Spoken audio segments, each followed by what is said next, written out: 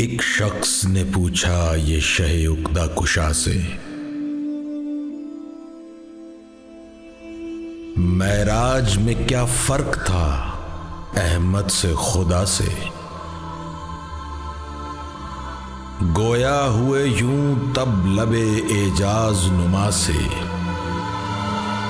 जो फर्क था वो कह नहीं सकता मैं जुबां से।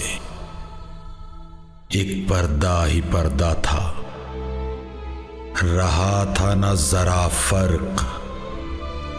कहता है खुदा आपके कौसैन का था फर्क। फिर उसने कहा मुझसे बयां कीजिए या शाह, पर्दे के उधर क्या था कि फिदवी तो हो आगाह।